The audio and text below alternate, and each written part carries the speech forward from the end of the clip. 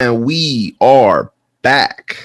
Back again. This is another episode of the Hoop Plug.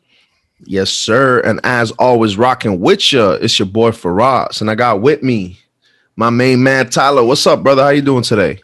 We're doing good, man. This weather on the East Coast is finally changing. You know what I'm saying? It hit 50 degrees. Would you believe that? Would you believe that? Hey, that's beautiful for y'all. You know what I'm saying? But with all due respect, I'm going to step outside. It's about to be 78, 80, maybe 82. Okay. You know, you feel what I'm saying? So I feel you, nice. But I don't feel. Nah, I'm playing. You don't. That's feel nice, That's though, the bro. Problem. That's the problem. You don't know the struggle. I mean, you got to it. Yeah. You went a couple years. You went through Ryder. You felt this East Coast winter, and you were gone. Nah, bro. Do you blame me? Shoot. But nah. You know, circumstances provided, you know what I'm saying? Everything happens for a reason. But fortunately, I think someday I'll be back weathering those New Jersey winters or those East Coast winters. So, you know, it's not the end, but just merely a ta-ta for now. You feel what I'm saying? But with that being said, though, you already know, man, it's the 40th episode of the Hoop Plug, man. Yes, sir. Big moment. You know what I'm saying? Yes, and as the 40th episode is raining in, we are saying hello to YouTube. So if y'all listen to this on audio, you can now listen on YouTube as well. Calculated, you know what I'm saying? We've been plotting, we've been waiting for this moment. You know what I'm saying? We out here, you know what I'm saying? YouTube channel about to get a big bless up, big work put in, you know what I'm saying? So nonetheless, yeah. And with that being said, though, you know what I'm saying? Apologize for the little hiatus, but like always, we are back and we got a lot to talk to you guys about, you know what I'm saying? All-Star game coming up. But before we get into that, Ty, you want to get into that shout out we got going to the Greenhouse Sports Podcast? Yes, sir. Absolutely. With that said, shout out to the Greenhouse and more specifically Greenhouse Sports, man. They are on to something special with their new After the Buzzer podcast, a podcast that me and your boy Firas were guests on just a week and a half ago. So y'all go check out their YouTube page as Greenhouse Sports Podcast and y'all find that After the Buzzer podcast. Check it out, man. Y'all never gonna guess who won. Big shouts out to my guy AJ, you know what I'm saying, my guy Sharik, all my dudes over at the Greenhouse, you know what I'm saying, they're really doing their thing. Like Ty said, shouts out, you know.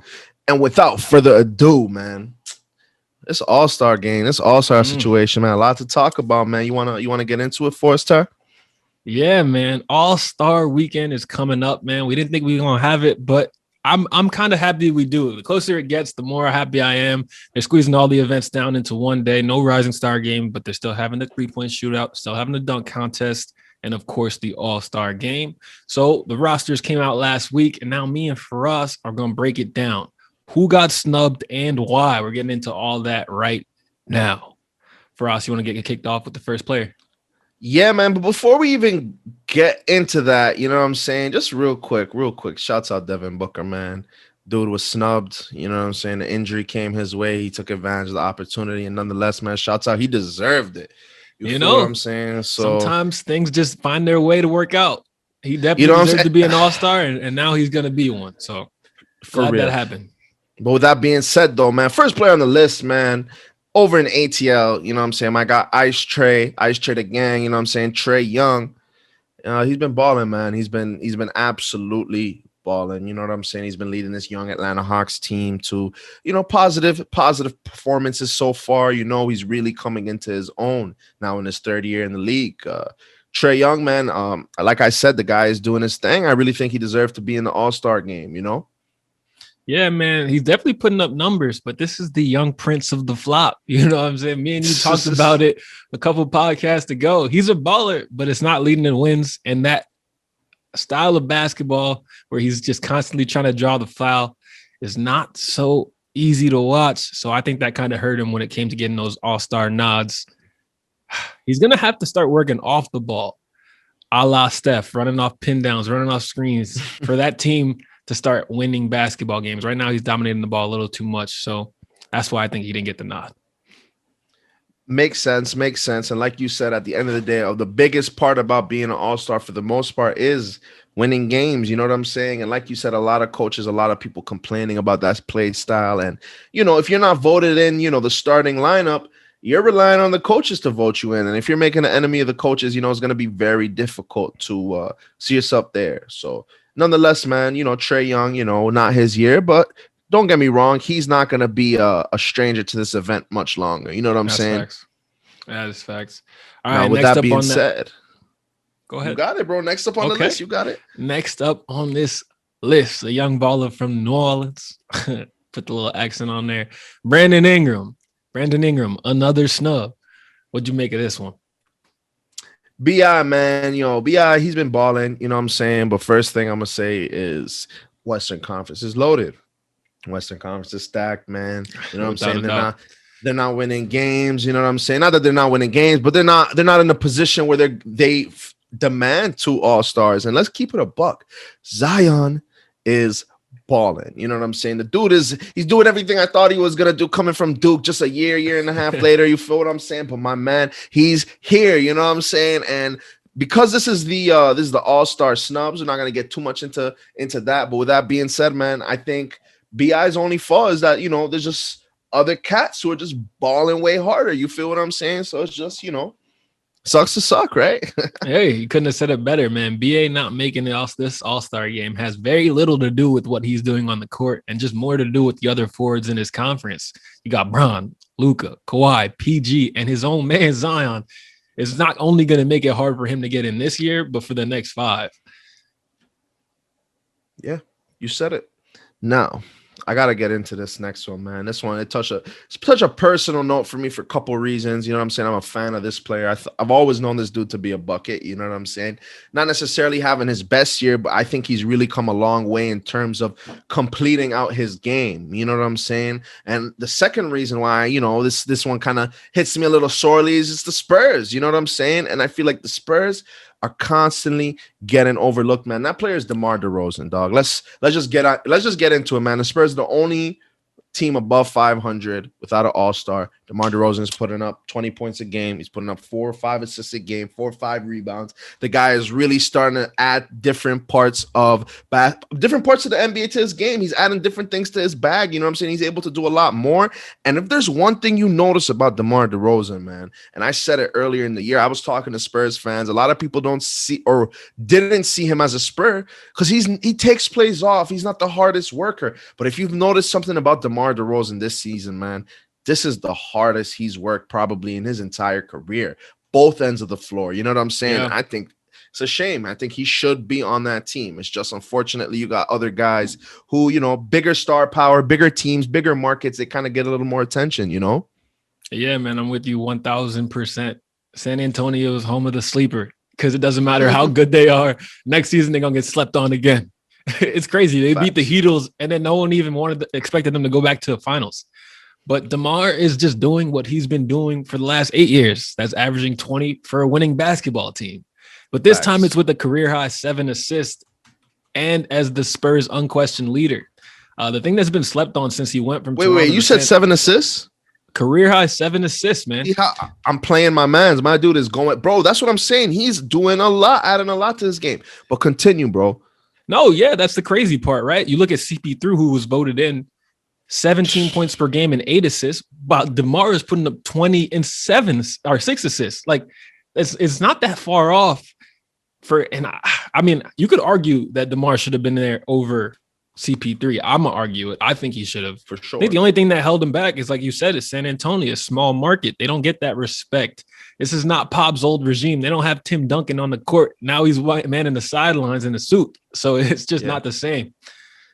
For sure, man. And I'm going to keep it a buck, man. If you want to make the argument about winning games, it's not like the Suns are winning that many more games than the Spurs are. You know what I'm saying? Obviously, they have a better record. They have a few more games won under their belt. But with that being said, it's like if you look at CP3 has a big impact that maybe sometimes is not super reflected in the scoreline. But at the end of the day, if you look at what DeMar DeRozan is doing and you compare it straight up, come on, man. DeMar DeRozan, I think he impacts his team a lot more than CP3 does. CP3, he does impact his team, but you got Devin Booker there to give you, you know what I'm saying, almost 30 a night. You got 8, and you got guys who are really blossoming. You know what I'm saying? So I think he deserves it over CP3 at least, Yeah, and I just realized I didn't finish that last point on DeMar, and that's that when he came from Toronto to San Antonio, no one really paid attention to him, but his next 2 seasons, last year and this year, his field goal percentage has gone through the roof.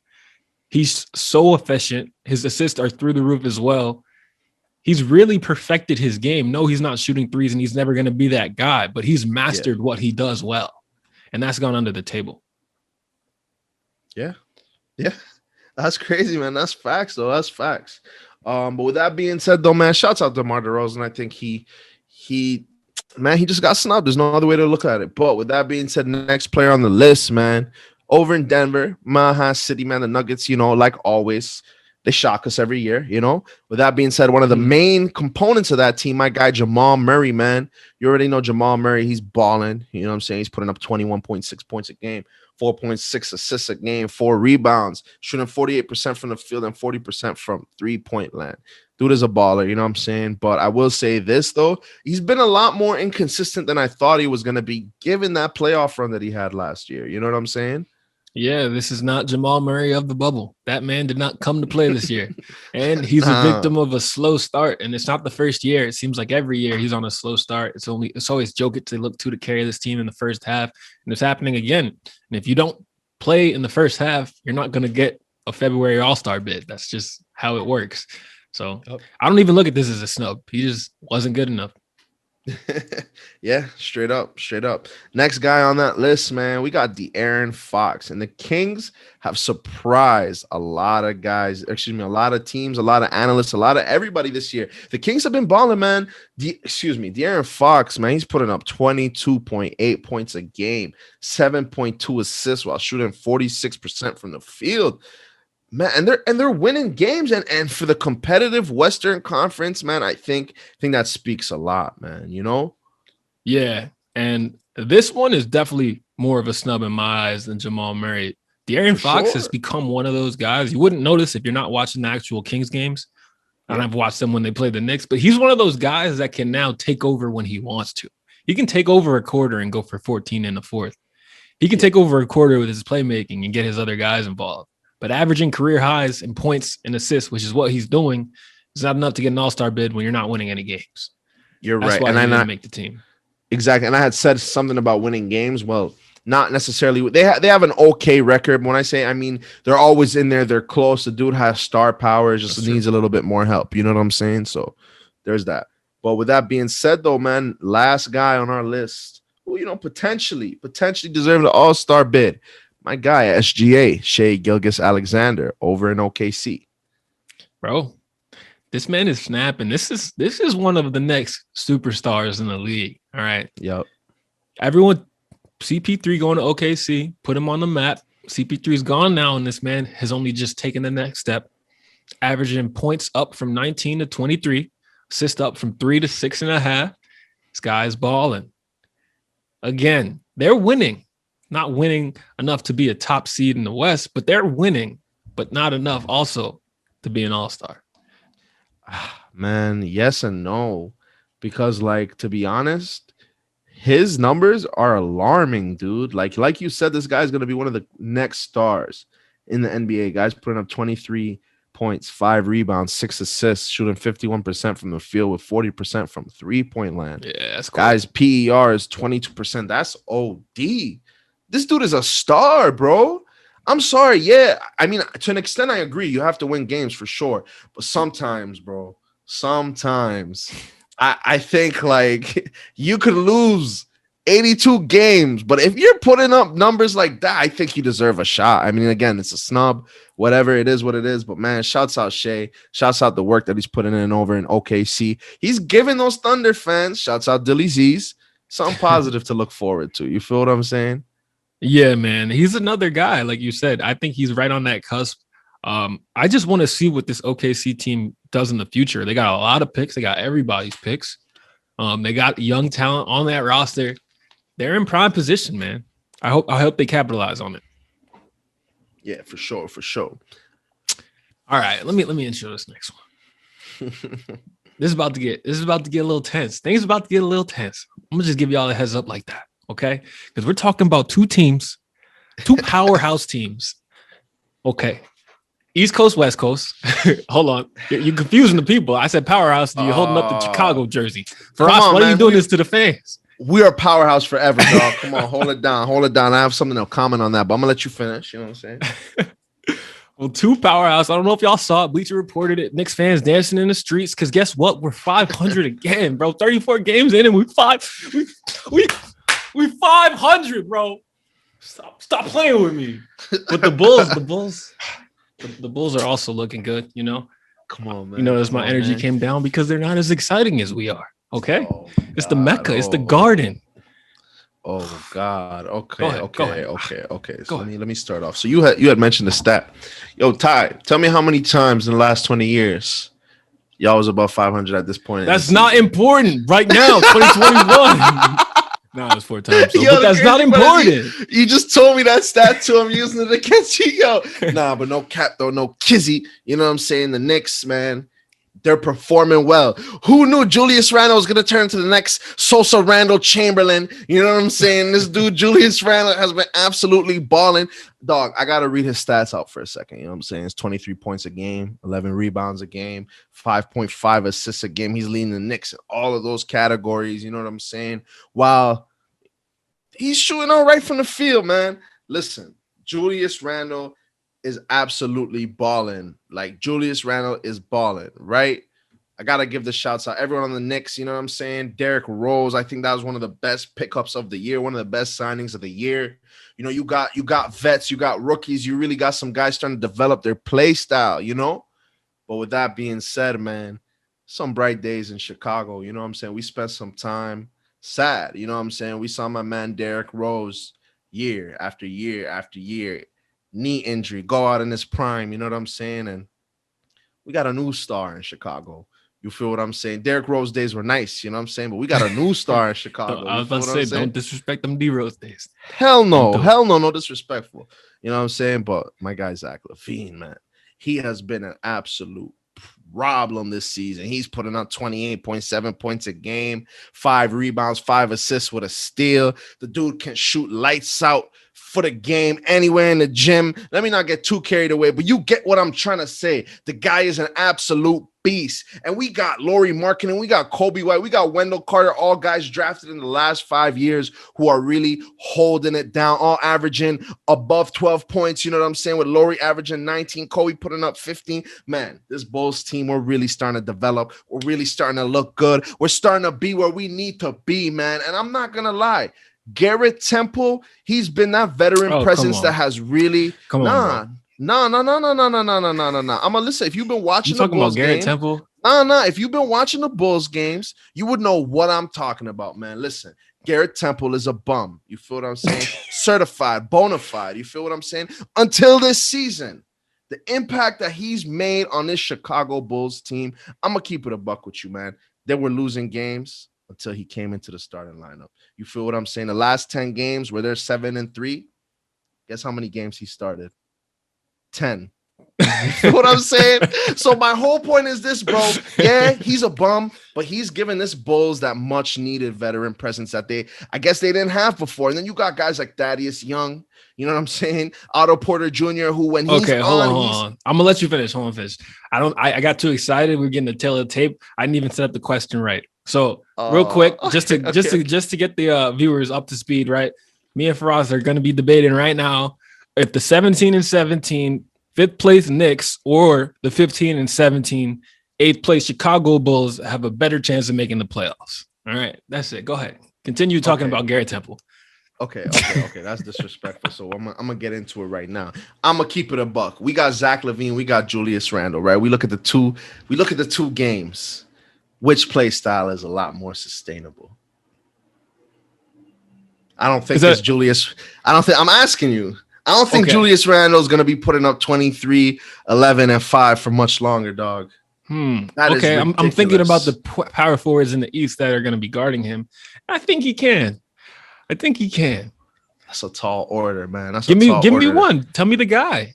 Who's the Julius Randle stopper? I'm not calling him a stopper, but guys on his level, you know, you got Domantas Sabonis. You know, you got Domantas. He just 28 on Domantas' head last night. I like I just said, I'm not sitting here saying he's stopping, but guys on his level, you got Domantas. You know what I'm saying? Okay. I'm gonna fuck with Laurie. Nah, I'm kidding. Laurie Marketing cannot fuck with him. But you know what I'm trying to say, bro. Point is like Julius Randle's play style. I don't personally think Julius Randle can put up essentially 25, 11, and 5 for an entire season. He has the whole season, the rest of the season to prove me wrong. You feel what I'm saying? The thing is, he doesn't need to. You know what I'm saying? Because the Knicks, guess what they got?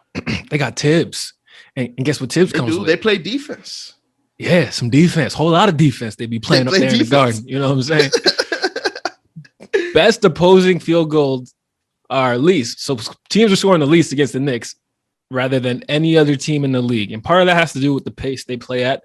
But that's still a crazy stat. I like the Bulls. Zack Levine is a beast. 29 and 5. Those are elite numbers. Those are James Harden-esque. Well, not the assists, but the points are. You know what I'm saying? That's a powerhouse. That is a top 10 offensive talent by the numbers. If you're looking at that, 29 and 5 is not to be messed around with. Y'all are a great offensive team. Shoot threes from a high clip. Y'all got shooters. Kobe White, I'm real high on him. Laurie Marketing, when he's going, is a problem on offense. But defense is a whole nother issue. So I think that will be a problem for you guys. One injury away, and y'all are in a precarious position, to say it nicely. Okay. So let me change the question then. You got first round of playoffs. Just say this is a miracle land where this kind of situation could happen. You know what I'm saying? Fairy tale world. You got the Knicks versus the Bulls. Mm-hmm. They're squaring up first round of playoffs. You feel what I'm saying? Honestly, everyone's got their starters. Everyone's no injuries. Who you really taking? Honestly, in a 7-game series. Honestly. Oh no, he's about to say it. No. I'm taking LeBron James. Oh, nah, I'm taking the Knicks, bro. Come on, man. Listen, the Bulls. I'm taking the Knicks, and you want to know why? Okay, you want to know why? Let me hear you. Okay, 7-game series. Tibbs is gonna scout the crap out of y'all. They're gonna be doubling Zack Levine off every pick and roll. He's gonna still get his 20, but who else is gonna score? Who else can make plays? Who else can create open shots for their team? And then on defense, you guys are just going to struggle. Who's guarding Julius Randle? Wendell Carter is pretty good. I like him. But he's not going to be on the court the whole time. Who's guarding D Rose? Who's guarding Quickly? Quickly going to go off on y'all. Bro, I'm literally I'm thinking, you said Wendell. Who's going to guard D Rose? Zach. Who's going to guard Quickly? Kobe White. Listen, bro. Zach, when he's ready, he could play defense. And you know that. We've talked about it. You know what I'm saying? His problem is, right, he's not focused on that. And I'm not saying that that's the good thing. Right. He needs to be focused on it. But right now, I think he's focused about going out and being that number one scoring option. But I think if it's the playoffs and he needs to lock down, he can lock down. Now, with that being said, if we go through like our starting lineup, which I believe would be Zack Levine, Kobe White, Laurie Marketing, Wendell Carter Jr., and Thaddeus Young.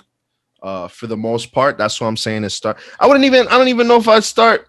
We'll fuck with Thaddeus. You feel what I'm trying to say? Point is, though, out of all those guys, I think for the most part, the only person who is genuinely a liability on defense is Laurie Marketing. Like a liability.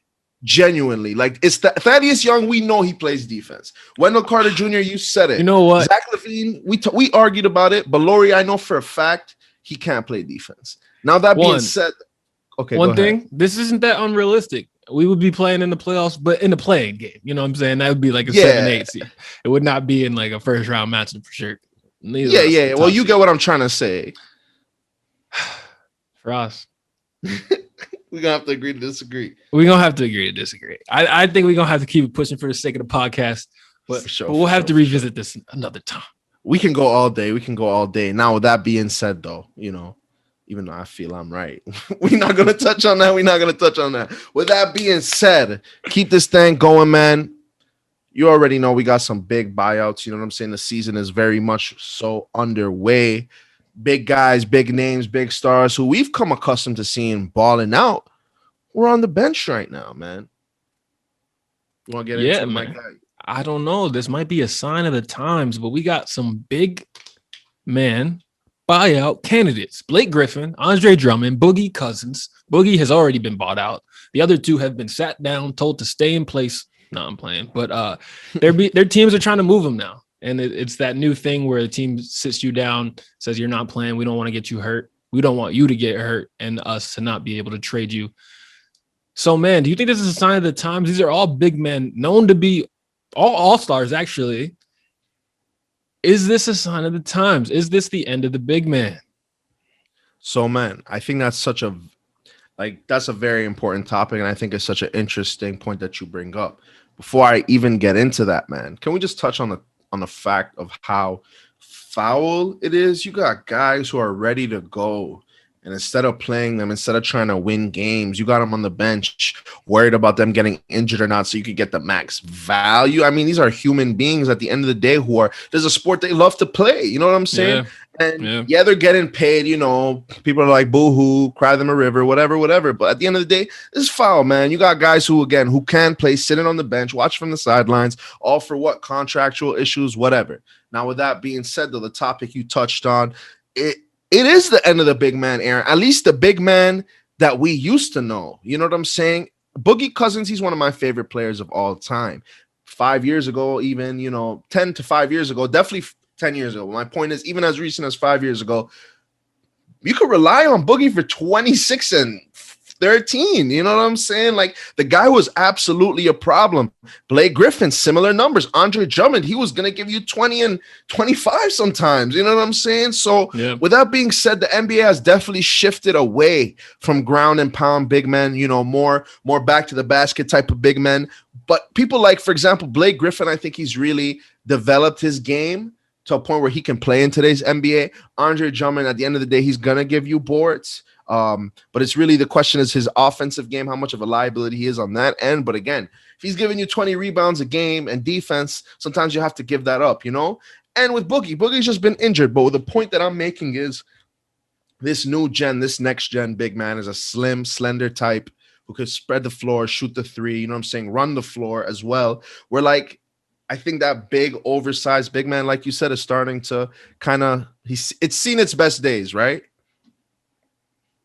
Yeah, man. And it's crazy with the amount of similarities between these three guys. Like, we were just looking at the list of guys that are like on that fringe looking for another team in the middle of the season.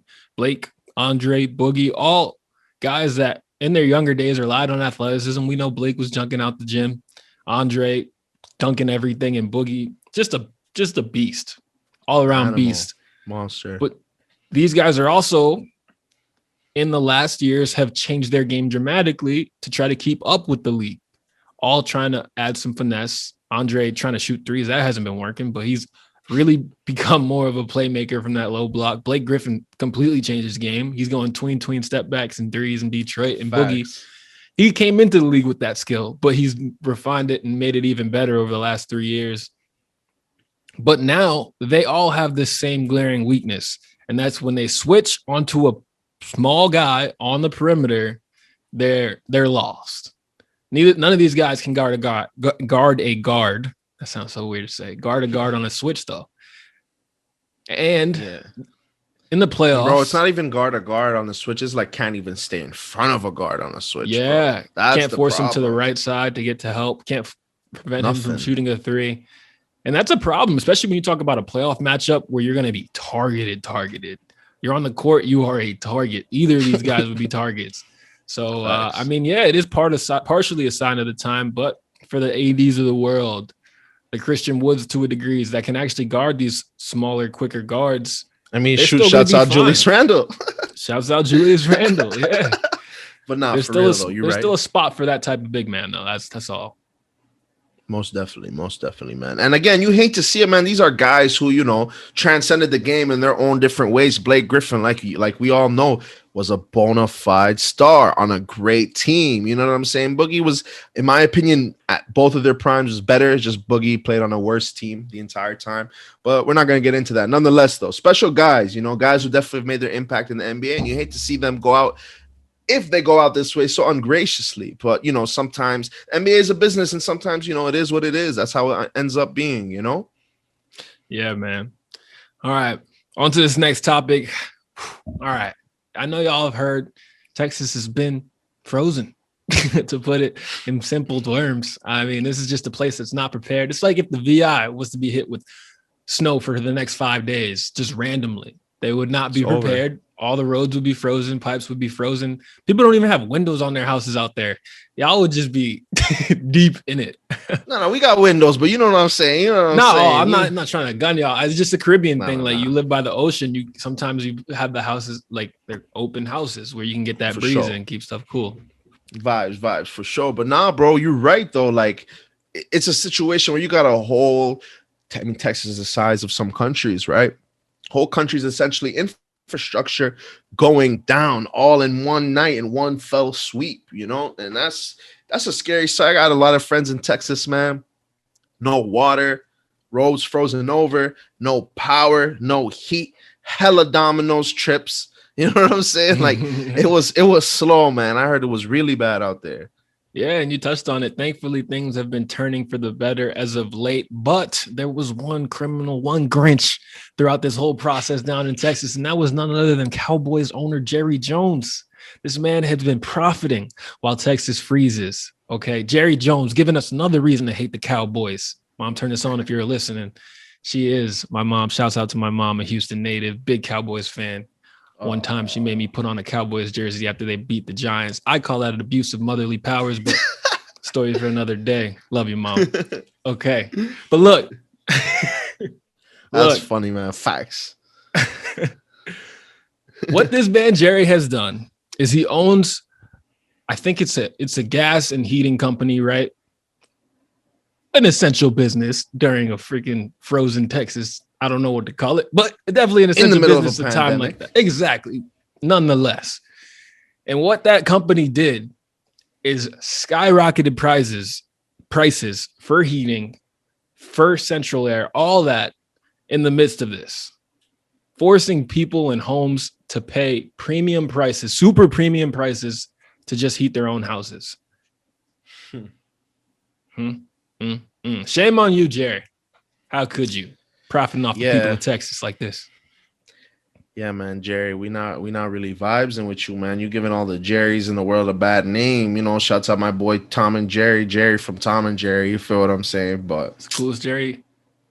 You feel what I'm saying? This guy Jerry Jones, man. Not only is he the owner of the worst franchise, probably in sports. This guy's a full-blown D-bag.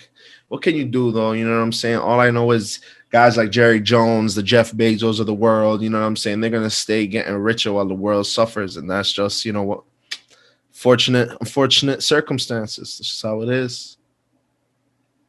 It is how it is. That means we got to get our own paper and then out paper Jeff Bezos. Hey, man, I'd love to do it. Tell me if you got any ideas. All right, next up. I know that we don't really talk about stuff like this, but there's been some news. Kanye and Kim Kardashian officially over. Papers are in the mail. I don't know, but the power couple has ended. And that just leaves me with one question for you, Firas. Is Kanye going to make some good music while he's single? Oof, I don't know, bro. If I'm keeping it a buck, Kanye has been hot booty cheeks lately in terms of the music that he's dropping. You know what I'm saying? Maybe he's getting out of his mind. Maybe he'll free his mind a little bit, get out of that superficial mode, that lifestyle that very much comes with being around the Kardashians. Or should I say keeping up with the Kardashians? You feel what I'm saying? So shouts out my boy Kanye for finally freeing himself from the shackles. You know, hopefully his music has a similar effect. You know what I'm saying? Yeah, man, we need them heartbroken 808s like he used to. I think some of his best music came from when he was in like that whole Amber Rose drama stuff. So hopefully, you know, Kim getting some bars. Either way, Kim getting some bars. Because Kanye is never shy to talk about what's going on in his life.